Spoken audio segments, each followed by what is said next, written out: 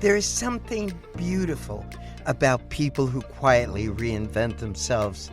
My friend Anja Broenink is one such person. She began as a nurse in the Netherlands, caring for critically ill infants and then patients with severe skin diseases before leaving medicine to study fashion design. Her journey carried her through Amsterdam, Paris, and San Francisco during the dot-com boom, and eventually into the quiet expanse of the high desert. Today, Anja is known locally for her clothing line, Anja SF, and is an active member of the high desert artist community. But beneath the art lies a deeper story about creativity, mortality, resilience, and learning to truly inhabit one's own life. In this conversation, we discuss fashion in the 80s, Japanese design influences, immigration, illness, cancer, COVID, aging, artistic reinvention, spirituality, and the strange wisdom that comes when we realize time is precious. Mostly, this conversation is about living life to its fullest, about listening to that inner voice that says, you're not done yet. Hello, Anja. Hi, Hilary. I'm doing just well. I hope you too. Yeah. And I'm very happy to be here. Thank you for inviting me. Why don't you tell people who you are and where you're from and what your passion is? Okay. I am Anja Broenink. I am a clothing designer and a painter. I live in Joshua Tree. And for that time, before I came to Joshua Tree, I lived in San Francisco. That's where I started my clothing design business, Anja SF.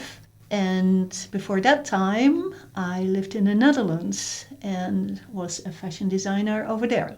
And you had another career before that, for the fashion design. Oh my gosh, now we're going in past lives. And yes. Before I went to art school to become a fashion designer, I was a nurse. And I worked as a nurse for, I think, 3-4 years. Yeah, I did that too. So I worked with babies, the sick babies, that's very sad, and people with skin diseases. Oh, so is that a particular, path in medicine? What do you mean? Is that a specific path you go into, like heart surgeons or? Oh, yeah, you have to specialize. Or at least I worked in a university hospital. And so all the departments, they're pretty specialized. Okay. So you have to specialize immediately. And I did that, yeah. Was that hard for you? I mean, I know you as somebody who's very sensitive and aware. Yes and no. I didn't want to work with grown-up people because they're so heavy. And I'm not built as a strong nurse. So I thought, okay, let's go to the babies. And so I work with babies, and of course they're very cute and this and that. But on the other hand, these were babies with serious heart defects or brain defects or whatever. And that is just very hard. I mean, some children, they get better, and that's great. And some children don't, or that they will be always a special need child. That was mentally very hard. And then I decided to go to specialize in the skin diseases. Here it's a lot of skin cancer, and I lived in the Netherlands, and that's a very northern country, and with not so much sun, so we didn't have much skin cancer. It was actually mostly psoriasis, you say here, or eczema. And that was actually nice work, fun work to do, yeah. What got you to change careers and go into fashion design? I never wanted to be a nurse. I became a nurse because, well, you have to learn a profession, or I thought I want to learn a profession where I can work with all over the world. So I was, of course, thinking about Doctors Without Borders and all those things. But I always wanted to be an artist. So yeah, I went to art school and that was it. Did your parents encourage you? No, not at all. No. They thought, actually, my dad thought I would be really good in finance. I think I did not think I was good in finance. But yeah, then I became a nurse. And yeah, that's, it's a good profession. You can literally work everywhere as a nurse. And but yeah, seeing me as an artist, I mean, there's hardly any security in the whole thing. And yeah, no, that was not their dream. Yeah. So nursing, could you nurse here in the United States?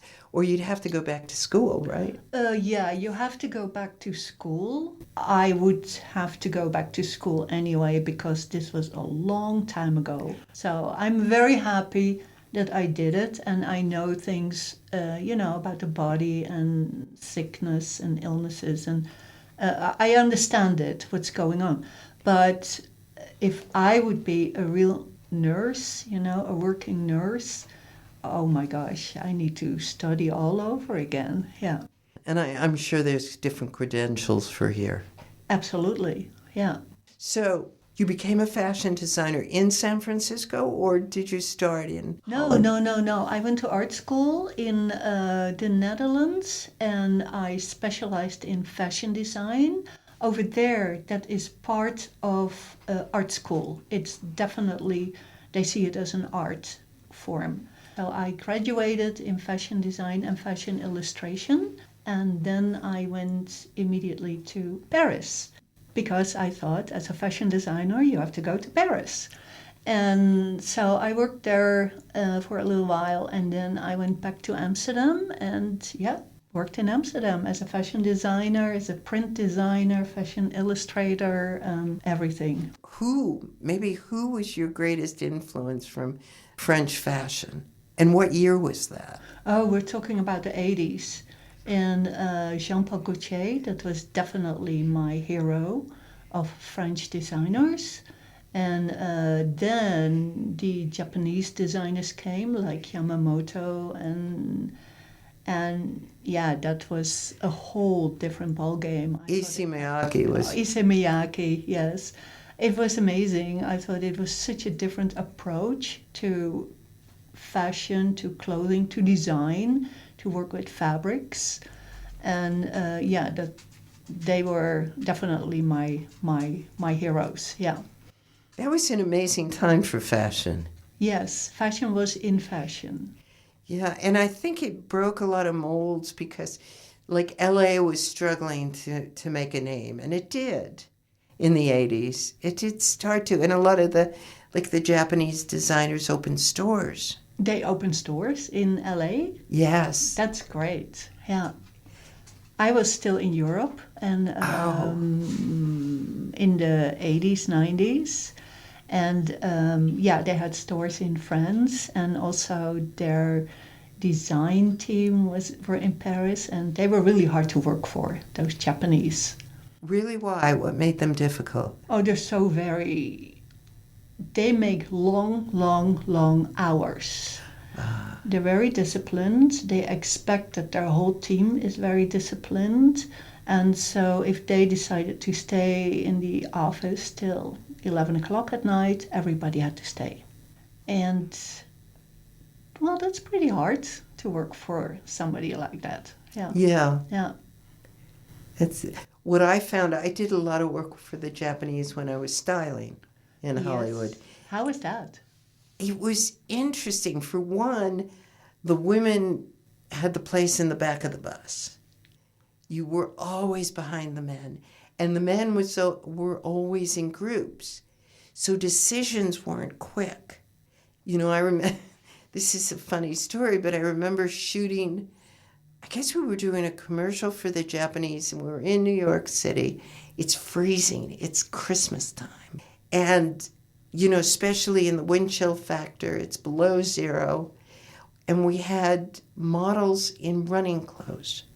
They were freezing.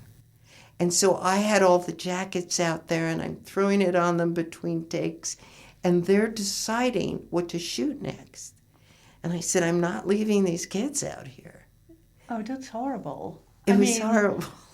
You need to have that done before the shooting starts, especially in weather like that. Yeah, I never understood why that happened. And then Japan hit that financial crisis. Yes, I remember. Yeah. And everything changed again. So yeah, I remember that. Yeah. Was that mid 80s? No, must be in the end of the 80s. Okay, and where were you then? I was in Amsterdam. Still? Yeah. How was it working there? How did your fashion do? I actually started for myself here in the United States. In the Netherlands, I worked for other companies. And so I designed for other companies, and I did not like that. I always thought, oh yeah, I'm here to design horrible clothing for other people. And then I won a contest of uniforms. Did I ever tell you that? I'm not sure. Oh, well... there was a contest of uniforms. I actually saw it on the due date, and I thought, oh, I'm gonna send in something. So I called them. I said, oh, I'm so sorry, I'm a little late, but can I still send it in, after today? Yeah, that was good. So I made a collection, a whole hospital collection for, I think with about 12 different styles, and for different body types, for men, women, everybody. And I sent it in, and I won. So, and that changed a lot, because then my name got out, and in one moment I had jobs as, freelance designing for uniforms, and making all kind of drawings and presentations for uniforms. And then I started a business with a friend, so we became business partners, and that was a uniform business. Yeah. What kind of fabrics did you use for that? It's all kind of different fabrics. Uniforms, you can... it's actually, you can call it corporate identity clothing. So then it is more about the identity of the company you work in. And banks did that, for instance, security for certain companies. And then you have the real uniforms, and that is what nurses, what hospital people wear, and they protect you. And of course, there's also an identity in it. So, and then you have like airplane stewardesses and... Yes, that is totally, same thing. It's actually corporate identity. Right. But then if they serve coffee or they do the work, then of course they get more the uniforms. That it also protect them. But it's always of fabrics that are easily washable. So it is partly cotton, partly polyester, strong fabrics. Yeah. And don't wrinkle. And don't wrinkle, yes, easy to wash, and yeah. I remember in the 80s, because I was designing for some shows, and so I would grab every magazine that I could and studied every designer I could get my hands on. Airplane, I forgot who it was, maybe Yves Saint Laurent, but the airplane, the stewardesses, they hired a couple of airlines hired a couple of designers to make their look, and they were beautiful. Yeah, that was kind of a thing. And it's still a thing that every 5 years or so, then, they hire a designer and they design clothing for the whole team. So how was it working in San Francisco? I had to get used to it a little bit. It was different. Did you have the language? Could you speak English at that point? Oh, yes. Yeah. Did you learn English in school? Oh, yes. Oh. Yeah, British English. Okay. Yeah, so I'm sure I came with a Dutch and British accent in San Francisco. But let me see. Yeah, first I had a job. Yeah, just a job to get used to the country and the whole thing. And that went really well. And actually, then I started my online Anja SF. And yeah, worked really well. So I'm going to stop a moment and say to everyone out there, we're very close friends. So this is a little bit more casual conversation, and I am privy to a few things. We won't get too personal, but we're friends. Yes, we're friends. We know each other. So did you come over with David?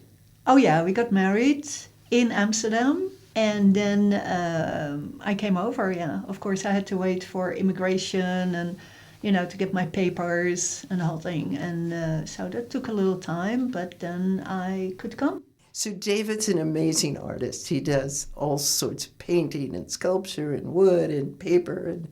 But was he working on his art at that point? No, at that point he did not.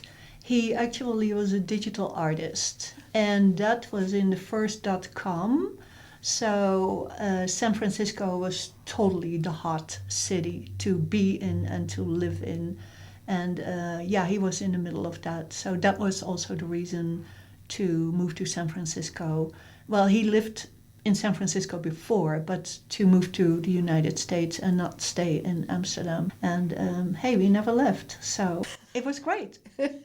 So when did you come here? How long did you stay in San Francisco? And how was work for you? And then what brought you to the high desert? Okay. Well, I came in San Francisco in 2000. First, I started working in a Dutch shoe store. Can you imagine a Dutch shoe store in Mill Valley, north of San Francisco? And so it had Dutch owners. I could not believe it. But I worked there, and yeah, pretty soon I helped with the buying part. And did they import shoes, or was it all sorts of shoes? Originally, they imported shoes from a Dutch shoe designer. But then, of course, that doesn't fill the store. So we totally bought shoes from designers here. And I learned so much. I learned about, shoe design, of course, but also about American retail. Yeah, it's just different than European retail. And I started my own line, Anja SF. And my first clothing, actually, they hanged in the shoe store. What did that look like? I know your clothing now, but what was it similar? I started to make my own clothing, and the customers in the store, they actually liked it, and they asked if I could make it for them. And then I thought, yeah, I can do that. So there was the start of Anja SF. But I mean, what did the clothes look like? What was your design back then? It is actually kind of the same as what I did later. Of course, it's different. Different time era. Yeah, it's a different time era, so the style is a little bit different. But the seams on the outside, that was the same. Yeah, it was... Patterns on patterns? Yes. I did not start with that. I did that after half a year or so. Because that's what I find interesting about your work. The patterns. The patterns, and also I think when I first met you, you were working with printing. Yes. What was that called? Something with an S. Oh, shibori. Yeah. No, I did actually years ago. I worked with silkscreen printing. I silkscreen printed my own fabrics. That was fun, but in one moment I didn't have the space for that anymore. So, and I didn't want to go to a commercial printer because then it looks different. So, and then during COVID, well, we couldn't do much. And I thought, let's learn something that is hard. And very time consuming, and that was shibori. So I learned how to dye shibori. Yeah, I call it actually the Japanese version of tie-dye. It is also a resist dyeing, just like tie-dye, but with shibori you do it, much more methodical and much more precise. Do you tie knots or do you use like a wax or something? You can tie knots, but I did not. I actually did it with blocks. I had the fabric, and then I had the blocks, and I put the blocks under and above the fabrics. I pressed it, then I put it in a dye bed. Ah, where did you get the blocks? Were they made? Like Just wood. just wood? Yeah, wood. Oh, so it's just blocks of color. Well, actually, where the blocks are, the dye didn't come. It is resist dyeing. So, and Oh, everywhere else, the dye comes. So that's why I call it kind of the Japanese tie-dye. But it's harder than tie-dye. I would think so. Yeah. Yeah. Yeah. It was really, really fun to do. And it was fun and interesting to learn the process. And I used it on a lot of tops, also on printed materials and on all kind of materials. And I made jackets with it. And then I realized this uses a lot of water. Actually, fabric dyeing uses a lot of water. And it is not the best thing you can do for, the earth. And I thought, I live in a desert here, and I'm not gonna dye my jackets. I don't want to waste that water. When did you get here? What year? To the high desert? I bought my house in 2013. So you were here way before the COVID hit. San Francisco became really crazy at the time with the .com, and we got all these young techies living in the city, and we thought we need to get out of there. And we really wanted to get really out of the city, so not living in a suburb somewhere, but no, get out of it. And then I found the house here in Joshua Tree. How do you feel about the desert? I love it. What do you like about it? Everything. The people, the space. Yes. I love the climate. I love the nature. And I love the people, the community. I think we have such a nice community. Yeah. We really have a great community. And the arts are so important. Oh, it is. And that was one of the things that David and Nick really wanted, to have live in a place where there is an artist community. And, there is one, a good one. And so now you're moving into more art and away from I'm fashion. painting. Yeah, I do both right now. I love to paint, but then I also love to design. So it's getting a little confusing, but was in one moment, but it's not anymore. So I just do what I like, and then, what comes out, comes out. That's great. Yes. And you still sell by going to fairs and shows. Yeah, absolutely. Yeah. But you're not selling your paintings yet. Not yet. No. It will come. Okay. Yeah. And your favorite model? My muse is Sadie. Today I made a Sadie painting, very colorful. And what breed is Sadie? Sadie's a dog. Sadie is a dog. Sadie is a miniature poodle. And she's very sweet. oh yes, when she's not barking. Yeah, and she's champagne colored. So, and you did a colorful painting. Yes. I turned it around. I mean, normally I make Sadie kind of beige or pinkish because it is about Sadie's pink world, these whole series. But now I turned it around, so I made Sadie colorful. I did the background in one color, And then this morning I realized, oh wow, this is kind of boring. So now it is all colorful. And I think it's Sadie's party. It's Sadie's party. Yeah. What is that? Barbie's world. Yeah. Yes. Yeah. The little pink cars and I know. should fit perfectly. Yeah. So she's a party dog. she's Party animal. Party animal. Party animal. So where are you now in your life? What's important to you? Oh, for me, most important is to make every day a good day. That is actually the most important thing, to really figure out what I want in life and do what I want in life. So not just dreaming or thinking oh, I want to do this and then don't do it. No, I want to paint. And I always wanted to paint when I'm old. And I guess I'm old. And so I'm painting and I love it. And I thought I wanted to stop with Anja SF. And then I woke up dreaming about designs. And I thought, oh wow, this is just like the old days. I better don't give it up. I better keep doing this. Boy, that's interesting. We haven't spoken in a couple of days or weeks, and it's what's going on. It's going on for me. Like, now what?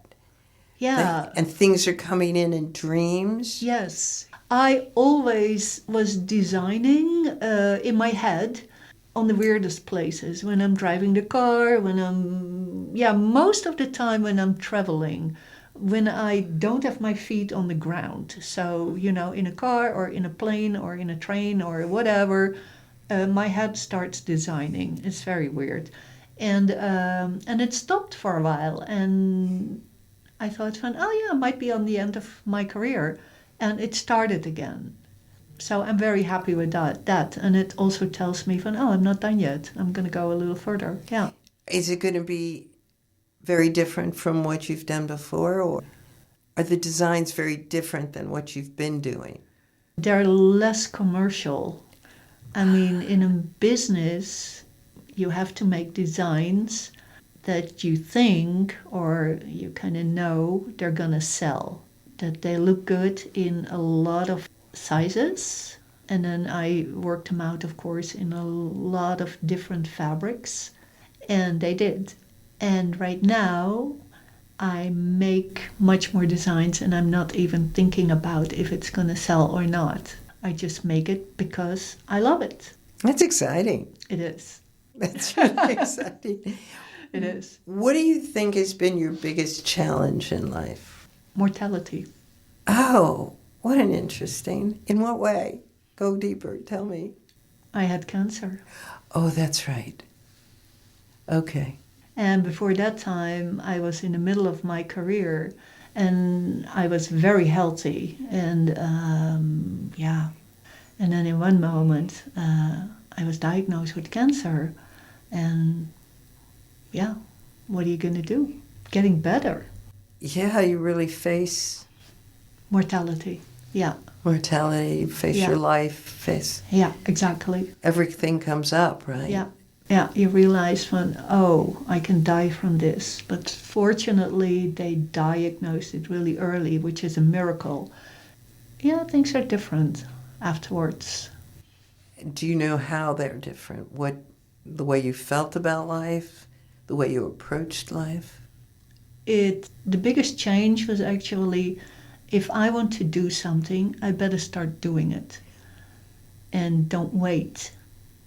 Because you never know how much time I have. And also, I don't want to waste time on weird fights or negative things anymore.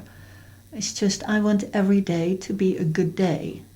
And I know that doesn't work 100%, but even if it works 50%, it's important to make every day a good day.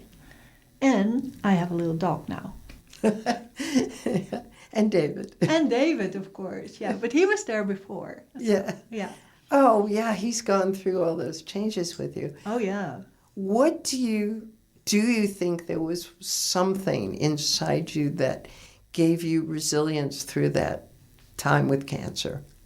I knew I was going to make it. You did. I knew from the get-go. So you didn't proceed with fear, you just did what you had to do. I did what I had to do. Yeah, I thought about it very seriously okay, am I going to go alternative or not?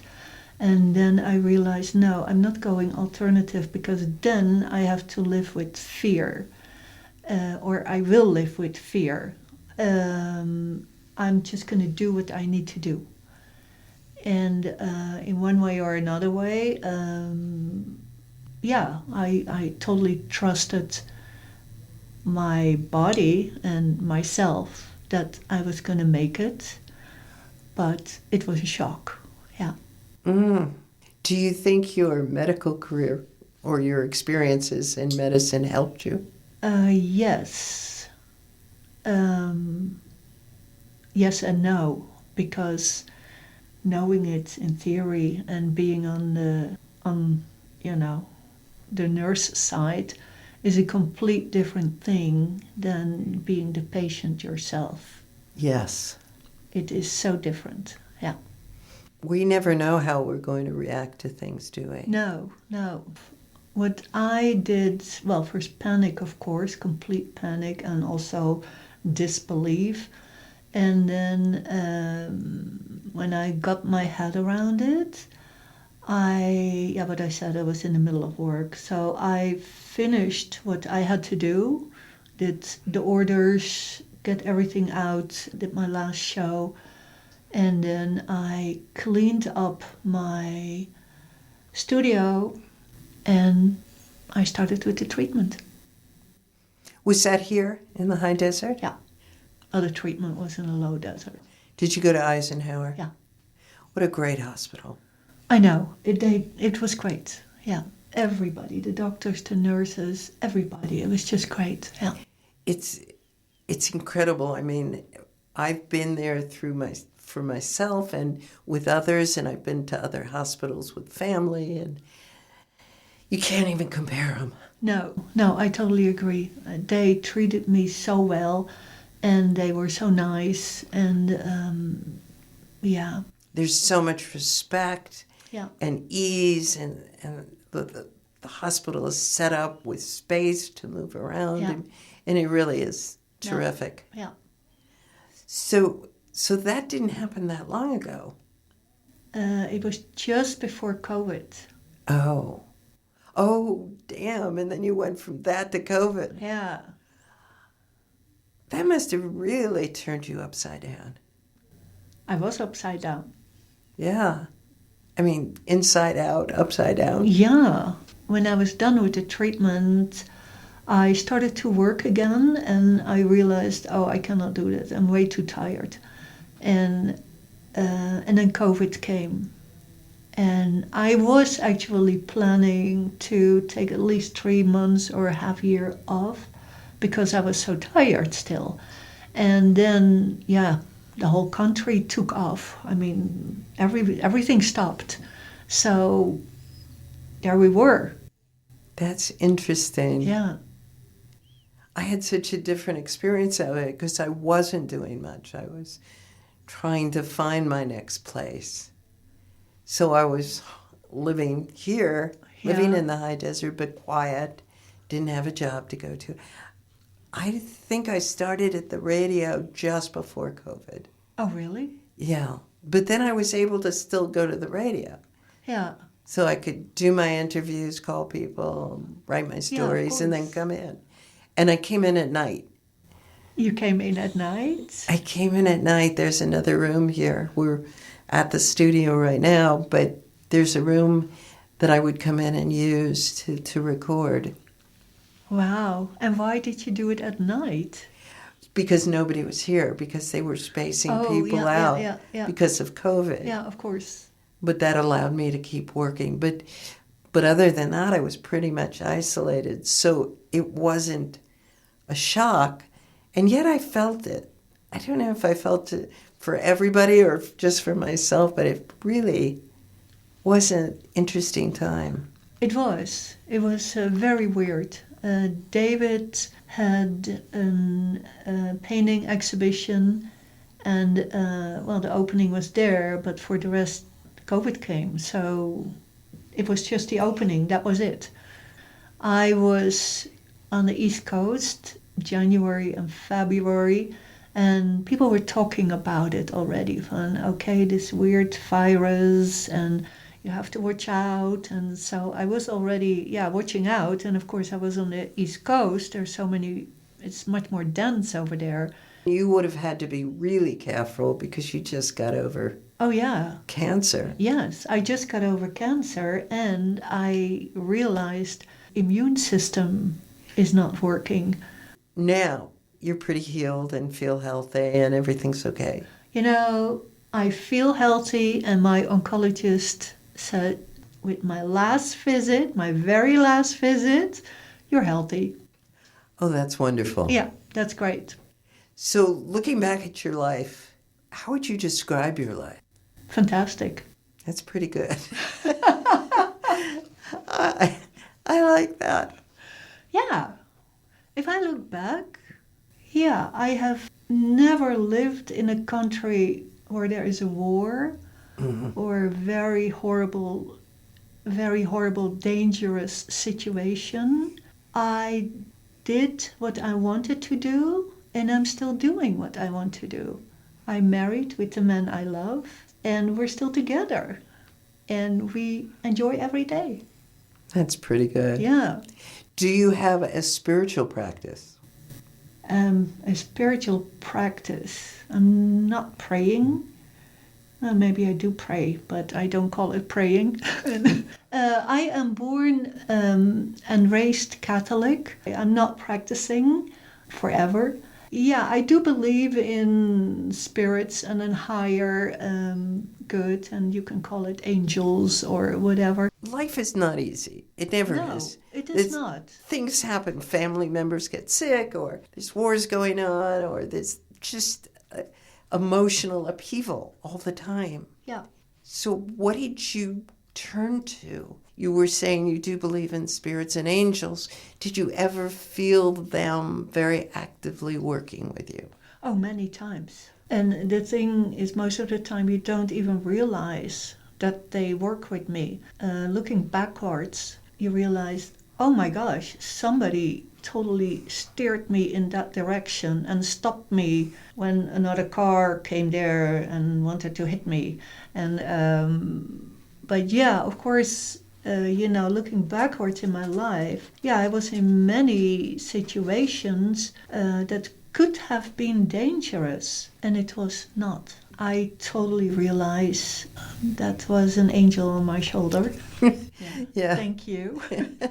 Yeah. Yeah. I try to do that regularly. Thank you, guys. Yeah. Thank you. And kind of last question.